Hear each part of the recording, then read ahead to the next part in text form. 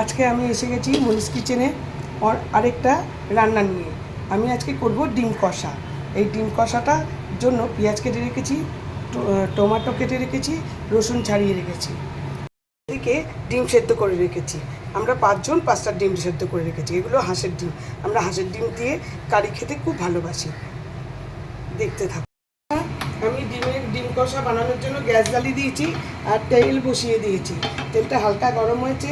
এদিকে ডিমগুলো আমি গায়ে ছুরি দিয়ে দাগ দিয়ে দিয়েছি যাতে মশলাগুলো ঢোকে। এই তেলের মধ্যে একটু হলুদ দিয়ে দিলাম। এই ডিমগুলো হালকা ভেজে নেব। একটু লঙ্কার গুঁড়ো দিলাম আর একটু নুন দিলাম, তাহলে এগুলোকে আর মাখাতে হয় না। এবারে এটাকে এগুলোকে মধ্যে এই তেলের মধ্যে আর কি ডিম দিয়ে দিচ্ছি। বেশি গরম করছি না, কারণ গরম করলে আর পুড়ে যাবে। এই যে ডিমগুলো দিয়ে দিলাম।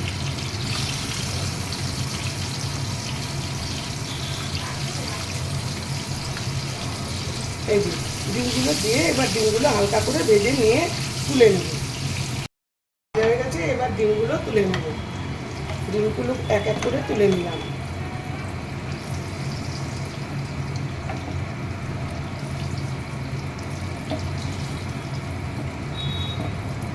সব ডিমগুলোকে তুলে নিলাম।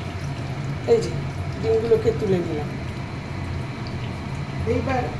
এবার এর মধ্যে পেঁয়াজ দিয়ে দেবো। কুচি করে রাখা পেঁয়াজ সব কটা দিয়ে দিলাম।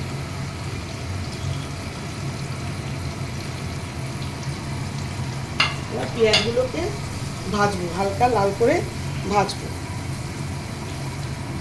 একটু গরম মশলা দিয়ে দিলাম, গোটা গরম মশলা। এর মধ্যে পেঁয়াজটা আদা ভাজা হয়েছে, এই তেজপাতা একটা দিলাম আর শুকনো লঙ্কা একটা দিলাম। এটা এই পাশে ভাজা হবে। এবার এর মধ্যে 1 চামচ আদা বাটা দিয়ে দিলাম।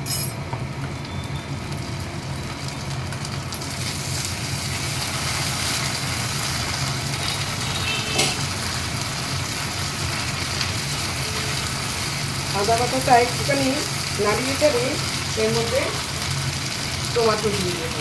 2টো টমেটো দিয়ে দিলাম।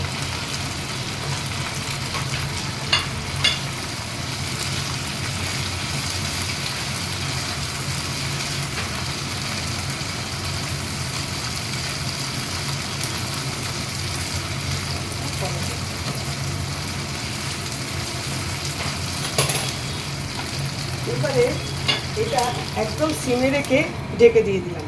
টমেটোটা গলে যাবে। এই টমেটোগুলো একদম গলে গেছে। এর খোসাগুলো এখন আমি ফেলে দেবো। এটা খোসাটা তার মানে এখনও ওটা হয়নি। এই যে এই খোসাগুলো ফেলে দিচ্ছি। যেগুলো রয়ে গেছে সেগুলো খোসাগুলো একটুখানি তুলে ফেলে দেবো।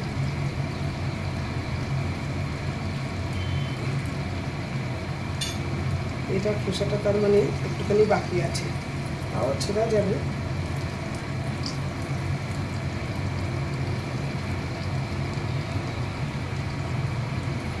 অর্ধেকটা ছিঁড়ে এসছে।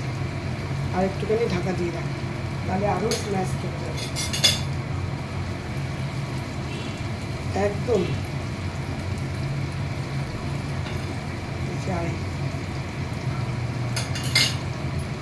যত ঢাকা দেবে টমেটো না গললে ভালো লাগবে না, একদম সুন্দর করে গলে যাবে। টমেটো প্রায় গলেই গেছে। আর একটা টমেটোর চামড়া তুলে ফেলেও দিয়েছি। এইবারে এটার মধ্যে আমি রসুন আর লঙ্কা বেটে রেখেছি, সেটা এবারে দিয়ে দেবো। খুব সুন্দর একটা স্মেল বেরোবে তার। রসুন আর লঙ্কা একসঙ্গে খুব সুন্দর, এখনই ভালো সুন্দর গন্ধ বেরোচ্ছে। এই যে মিশিয়ে দিলাম। এবার আবার একটুখানি রেখে দেবো। টমেটোটা আরেকটু গুঁড়ো, এই যে ঢাকা দিয়ে রেখে দিলাম। দেখো এবার আমার অনেকটা এগিয়ে গেছে। এইবার আমি এর মধ্যে এই যে টমেটো একদম গলে গেছে, একদম আর কিচ্ছু নেই, গলে গেছে, সুন্দর রং হয়েছে।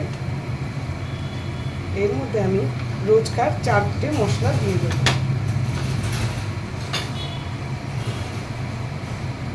এই যে লঙ্কা গুঁড়ো দেবো,